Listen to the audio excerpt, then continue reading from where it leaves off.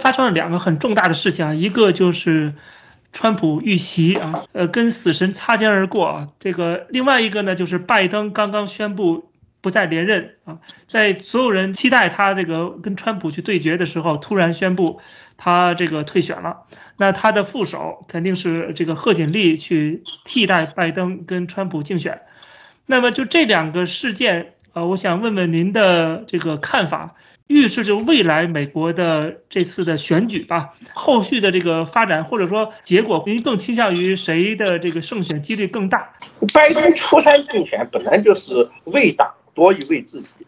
主要原因就是由于全球化的政治演变，在罗斯福时代重新组合形成的民主党各山头的政权结构无法维持下去了。拜登本人就是出生于新政受益集团，简单粗暴说是那种白人工人阶级，依靠新政的政策，逐步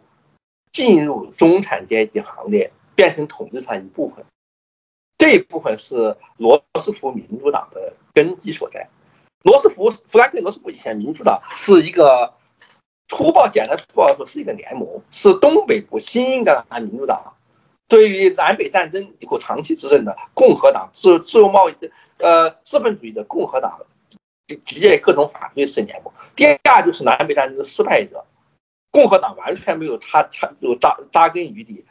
民主党初选就决定一切，民主党独占全部江山的南方。但是南方民主党作为战争的失败者，以及他们在北部和西部面前处于绝对少数地位，是不可能单独夺回政权的。而东北部新英格兰的民主党相对于一路顺风，正在跟日益发展的经济所谓夺金帝国的美国主流社会结合在一起，共和党也不具有挑战能力。通过海斯提尔根妥协，南方民主党人和东北部民主党人结成联盟，才产生了克利夫兰和威尔逊这种能够推翻共和党，使民主党经历了南北战争失败以后重新回到执政地位的联盟。这个联盟2个部分当然是不太协调的。南方民主党人是保守的，东新英格兰民主党人是开明的，更加接近保守和开明的不协调联盟。唯一的得以维系的共同点就是对主流共和党人的挑战。富兰克林·罗斯福通过新政使南北战争以后居于主流地位的共和党退居二流。新政以后的政治中心，无论是在外交还是内政上，是以民主党为中心。共和党像艾森豪威尔、尼克松这样的共和党人，必须在很大程度上模仿民主党政策。但是这一条件也引起了问题，就是保守的南方民主党人越来越难以容忍杜鲁门政府和肯尼迪约翰逊政府推行的进步计划，终于在70年代重新组合，全线投奔共和党人。因此这方面的山头的重新排列组合，导致了对共和党的保守化起了极大的作用。现在随着全球化推行的要领之一，就是在共识政治中占据半壁江山的中左派政党，比如说像英国工党或者是美国民主党这样的政党，接受里根撒切尔主义的原则，执行金融自由主义和极右翼的税收政策，大规模减税、压制工会、引进海外的人才和资本。这些政策按照冷战标准是属于极右翼的，因为他们不仅比主流民主党人，甚至比艾森豪威尔、尼克松这样主流共和党人要更右一些。这一些政策打垮了苏联，也打垮了社会民主党、工党建立起来的福利国家，缔造了冷战结束后的世界新秩序，也是2010年代华盛顿新自由主义的核心组成部分。他们的来源是里根撒切尔主义，布莱尔和克林顿就是依靠牺牲民主党的传统支持者，比如说工会会员和老罗斯福民主党人，拥抱里根和撒切尔主义，是民主党右倾化，工党右倾化。这样做造成的结果是，传统中左派政党和中右派政党的在选举中的区别几乎消失了。例如，英国工党执行的也是限制移民的诸如此类的一些跟保守党没有什么区别的政策。工党已经没有独立于保守党的特殊政策了。克林顿民主党政策跟里根的政策极其相似，跟约翰逊和肯尼迪政策就相去甚远。当时克林顿执政的时候，有个笑话，就是说，你如果要他在克林顿政府找工作的话，你就要首先表明，你不是在1984年投票支持民主党候选人蒙代尔的教条民主党人，而是一个在1984年投票支持里根、赞成海湾战争和减税政策的灵活的、真正能够适应时代的民主党人。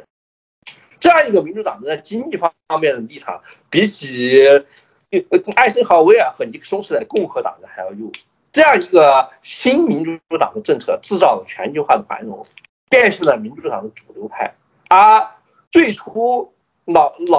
的工会会员和罗斯福民主党人仍然是忠于自己传统，但是时间太长了，他们就渐渐失去了投票兴趣。因为在后冷战时期，传统左派和传统右派的区别消失了。投保守党和投工党一样，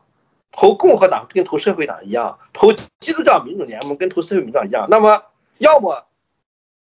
就干脆不参加投票了，要么呢，因为投不投票结果都一样，谁上台都一样。要么呢，如果你真对建政体制不满的话，你就要做另类投票，就是能够执政的中左派政党、中右派政党都不合你意思，你只能投什么脱欧党，或者是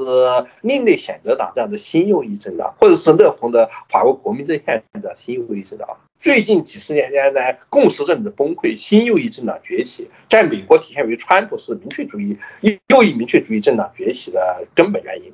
你查一查选区数就可以看出，法国民粹主义右派的来源就是1930年代人民阵线支持者，法国的老工业区。正像川普的主要支持者就来自于袖带老工人、老工业区，而这些人恰好是30年代罗斯福民主党铁杆支持者。这些人在2016年终于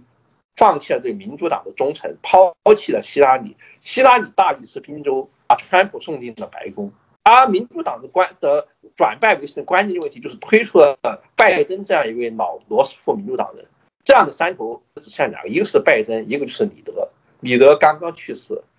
拜登参加他的葬礼，一副兔死狐悲的样子。拜登在死了以后，民主党内就没有属于罗斯福民主党大诸侯了。克林顿民主党要完全实现对罗斯福民主党的替代，但是谁来看守南强三州呢？特别是选举团非常庞大，足以决定胜负的宾夕法尼亚。2016年的选举，民主党输在宾州。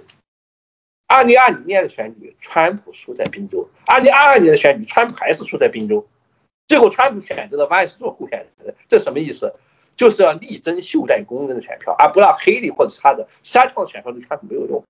一定要拿下南强三州。而拜登一退的话，哈里斯是不可能保住南强三州，他是没有罗斯福时代冷战时期就民主党历史传统的全球化时代的新人，又是加州人，又是有西印度背景和印度背景的外人，这样的背景能够让他在西海岸或者东海岸、西海岸大城市深得全球化人口的欢心。但是这些人口基地向来都是拥护民主党的，他在拥护民主党的选举团多拉几张票不影响版图。然而，南强三州的白人工人阶级要让他们接受一个女人像希拉里这样的女人当总统，他们是做不到的。哈里是有希拉里的全部弱点，而希拉里的优点他一个也没有。正所谓优点和弱点完全是针对南强三州的工人阶级而言。洛杉矶人心目中的优点，在他们心目中是一文不值，甚至开始看都是缺点的。拜登能够从他们拿到的选票，哈里是达不到的。如果哈里是出山的话，民主党在南强三州的局势就要江河日下。只要宾夕法尼亚和密歇根丢掉任何一个州，民主党就别想赢得今年大选。这就是拜登为什么要苦苦支撑的原因。而且除了哈里斯以外，民主党的其他大佬在李德先生已经去世的情况之下，没有拜登，其他所有大佬，牛森也好，科莫也好，或者是其他新人也好，没有一个能够抓得住袖带工人阶级和南强三州，他们不可避免的会投靠共和党人。而民主党的这次选举，依靠选举团的总统选举和依靠各州选举参议院选举，会因此而输的。参议院选举当中，民主党犯贱的议员是占2/3，共和党只占1/3，跟按2年前情况恰好相反。2年前的情况，红潮之分没出现，有一个重要原因就是因为共和党犯贱议员多，民主党派进议员少。这一次他好相反，对民主党本来就已经极端不利，再来上这么一手，要知道摇摆州更重要，摇摆州宾州丢几万工人的选票，民主党就输定。哈里斯丢掉几万工人阶级选票，就足以输掉宾州，多拉几十万全球化人口的选票，对加州的影响是零，因为加州本来就会投票支持民主党，再多几十万张票还是支持民主党，而在宾夕法尼亚10万张选票的话，民主党就要全输。但是如果不让哈里斯上放哈里斯上的话，他们虽然各有优缺点，但是有一个共同特点是，他们没有一个能够抓住南强三州工人阶级心的。这是为什么只有拜登能做到？因为这是一个世代交替的问题。拜登是老一代的人，全球化时代的新人和产业结构调整，使得民主党内已经产生不出能够代表工人阶级的大佬了。彼得先生和拜登都是半截入土，彼得刚刚去世，而拜登自己身体也是支持不住了。哈里斯还有另外一个重大问题，逼退拜登的很多山头，之所以看拜登不顺眼，要拜登后退，原因恰好就是因为害怕拜登身体支持不住以后，副总统自动接班，哈里斯要上台。换句话说，他们反对哈里斯程度超过反对拜登，打拜登的目的就是为了打哈里斯。所以你不要以为拜登下来，哈里斯上台以后能够凝结全党力量，恰好相反，拜登这个退伍退下去时间是经过选择过的。我认为他没有理由不能熬到8月民主党开会以后，这个里面时间是极有讲究的。如果他熬到8月开会以后，然后再宣布退下来，那么下一位候选人选择权就要由大诸侯会议来决定。在这之前还没有开会的选择，那么就要由代表大会决定。这两是非常不同的。拜登很明显是不想让大诸侯来决定他的继承人，而要给代表大会一个机会。这里面的信息就耐人寻味。耐人寻味的背后就是一句话，就是民主党的各大诸侯矛盾极为尖锐，到了难以调和的地步。我相信拜登本届政府结束，拜登退出以后，民主党又会发生罗斯福时代和约翰逊时代那种山头重组，有一部分山头会像是70年代的南方民主党和现在曼青先生一样，会退出民主党跟共和党合流。而共和党的一部分山头，比如说对严重违背小布什时代华盛顿自由主义共识和共和党小政府核心理念的，川普一点都不小政府主义，他有很多属于保护主义、反对自由主义，他代表民粹主义的上升。民粹主义在共和党内占了主流，逼退了原先占据主流的切尼家族和布什家族、麦克恩家族。这些人也很可能会退出共和党，跟未来民主党合作。两党都面临着类似罗斯福时代和70年代的山头重组。现在依靠历史原因，仍然聚集在共和党旗下和民主党旗下的各山头。由于全球化时代的利益分化，彼此之间的矛盾已经很大，基本上不可能协调行动了。林肯计划就是共和党人宁愿要拜登，也不愿意要川普的体现，而宁愿要共和党，也不愿意要哈里斯的民主党人，也是一抓一大把的。这两者都是名义上还留在自己阵营中，但是都是身在朝营心在汉，下一步分裂重组基本上是无法避免的。当然，就从眼前这一关来讲的话，要求拜登退选，但是不一定支持哈里斯的山头有很多，比如说佩洛西和西部的山头应该是满意的，他们主要在乎众议院，众议院选举是靠人口的，全球化人口是繁盛的，红州的红波人口也是繁盛的，所以让哈里斯上的话，可以增加大量的全球化人口的支持。这些全球化人口支持可以明显的有利于民主党众议院选举，因为众议院选举是按人口的，但是对民主党的参议院选举和总统选举不利，因为参议院选举和总统选举不是按州的，摇摆州的几万人比起加州的几百万人更值钱。哈里斯从加州拉几十万人和几百万人过来，比如说给民主党一下子增加了20个众议院席位，相对之下，在摇摆州丢掉几个参议院席位，对于佩洛西和西部这些党员来说是不会在乎的。我们要注意，西部自己处在蓝色人口占绝对优势的选区，对于他来说，拜登即使再不行，波动一点、损失点蓝色人口，对他当选是没有什么影响，对他的选举生涯是没有什么影响。他出山的缘故，肯定是为了是因为他跟佩洛西的密切关系啊，要为民主党的众议院选举考虑啊。佩洛西是尽管已经退休，比起在任的杰弗里斯来说的话，势力要盘根错节的多。他所在的派系必然是以为争取众议院的胜利，比起参议院和总统选举还要重要多。或者说，有些山头认为参议院和总统选举可能是输定了的，还与其让拜登代表众议院选情，还不如利用民主党的青年人口优势和移民人口优势，从而获得的普选票优势。普选票优势在总统选举团和参议院是没有用处，但是众议院选举是起决定性因素的。先把众议院拿下，这才是关键问题。如果搞到听任拜登继续搞事，把众议院选情拖倒，而参议院和总统选举团赢得的优势不足以弥补，搞成三项全输的话，那情况只会更糟糕。但是这种自私的政策绝不能够得到民主党所有山头的支持。民主党在摇摆州和袖带地带苦苦支撑那些山头，一点也不会高兴这种做法。这种做法对他们来说是无异于背叛的。所以这方面的操作以及8月份的民主党代表大会必然会使民主党内部的矛盾更加激化。所以民主党在今年选举在极为不利状态，时间太短，没有任何办法能够弥合各山头的矛盾。而拜登是推选是心中有气的，他临走之前推荐哈里斯，而且非要在这个时间点推荐的话，恐怕是准备要在8月份代表大会上给他那些看不顺眼的山头留一点隐患。各方面的考虑集合在一起，8月份的大会一定会充满矛盾，就能够弥合矛盾的可能性基本没有。然后在选举结束以后，在这次选举当中获利的集团很可能就是佩洛西所在的众议院的那些帮派和为党付出了额外损失那些集团之间的矛盾，很快就会一发不可收拾。那最后就是想到这个川普胜选的几率很大的情况下，那么他当选之后，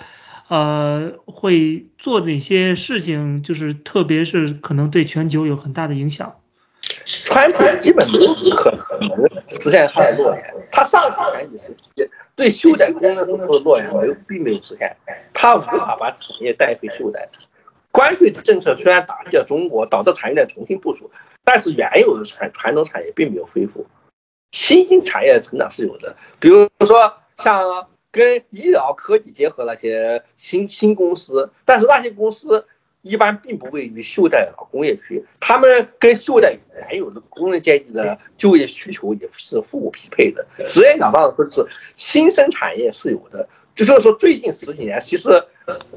美国产业外流的最高峰是在08年到12年的，12年以后实际上是局势已经基本逆转，但这个逆转是老工业继续衰落，新兴产业像机器人产业、皮卡汽车或者是医疗技术产业、生物科技公司这些东西的蓬勃发展，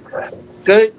原有的旧工业继续衰落是同时进行的，只不过叠加的结果是新产业的成长超过旧产业的衰落，所以川普指的是再来60%或者是600%的关税。结果也不会有利于袖带工人。拜登能够胜利，也就是因为袖带工人有很大的我发现川普并没有实现他们的诺言。接下来川普实行的一系列政策，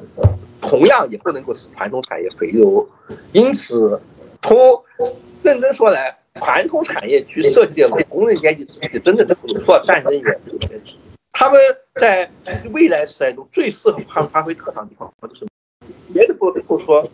乌克兰战争，宾夕法尼亚、斯克兰顿就是一个大兵工厂所在的地方。乌克兰战争能够带来几万人的就业，川普结束乌克兰战争的可能性是基本没有的。宾州是几万选票就可以一战定乾坤的地方，川普绝无可能去得罪宾州的军火厂，更不要说共和党大票仓德州也有大量军火企业从乌克兰战争中获益。所以，川普的政策造成的结果是什么呢？他能够执行和准备执行政策，比如说像关税政策这些，会进一步割裂已经支离破碎的全球化经济体，导致经济进一步区域化，使包括美国在内的世界各国的市场都受到沉重打击。经济危机像1930年的关税法一样，经济危机在全世界流窜，使得就业更加没有办法解决。国际矛盾会因此上升，使他依靠经济政策控制外交，比如说用油价问题和关税问题打击俄罗斯和中国，因此不用打仗就能控制国际体系的承诺完全落空。他有话有一部分是对，比如说拜登的政策使得油价上涨，帮助了普京。如果让他开放美国的油气生产的话，油价下跌这一场对俄罗斯军事机器的打击，就会使普京难以发动战争。但是这是在战争发动以前提，战争已经爆发以后，再通过类似里根时代的油价下跌来打击普京的结果，并不能制止战争，只会使俄罗斯崩溃瓦解，军阀混战进一步扩大到整个欧亚地区。同样，针对中国关税战也是这样，它并不能像是王安石所说的，把中国强弱的工业送回袖带工业区，它只会比如说60%的关税，实际上就是中国改革开放经济拦腰减半。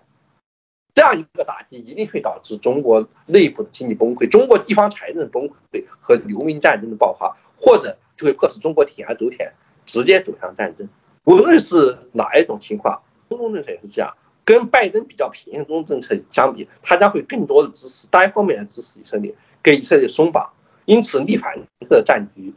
必定升级。以色列有强大的打击力量，但是并没有收拾残局力量，所以西亚的战争已经升级。一方面，川普的孤立主义体现他减少对外的投入；另一方面，他的所有政策都导致美国之外整个世界迅速走向战争。一方面减少美国控制战争的杠杆，另一方面增加了世界所有地方其他地区战争蔓延和扩张的机会。一方面是减少了控制战争，一方面是增加了制造战争的机会，因此战争一定会在全世界各地燃烧起来。而由于美国在世界上触角太多，比如说中东战争升级必然会导致美军基地的安全受到危险，欧亚军阀混战会使俄罗斯和中国都陷入混乱，最终美国无法置身事外。所以川普政策将会导致他自己承诺的反面，他将会制造战争，而且使得美国比拜登现在在乌克兰情况更难避免战争，更无法置身事外。如果是哈里斯当选了呢？哈里斯当选机会比万安还要低，他在民主党内部的人比他在共产党方面经验还要多。如果他真的当选了的话，那他会是一个极其弱势的政府，难以推行任何政策。他并不像拜登那样是冷战时代遗留下来老外交家，拥有国际主义者和帝国主义的知识。他和川普一样，和万斯一样是没有外交经验的，跟黑利或者麦克恩这类人不一样。他同样没有办法应付国际体系简体制造出来的各种危机。而他的国内政策是要能够执行的话，首先要摆平民主党的这个山头，而民主党在明年必定会面临着至少是参议院的弱势局面。那么他需要有像拜登、像奥巴马刚刚进京，需要让拜登当副总统，识途老马，摆平华盛顿的官场。但是哈里斯在全国范围内是新人，他是典型的西海岸人。西海岸人在美国内地和东海岸都是不大得人心，而且是陌生人。所以他在华盛顿会是一个比尼克松和川普更加孤立的人，基本上没有能力制定具有连贯性政策，而政策瘫痪本身也会导致美国国内外的危机进一步扩大，使得战争更难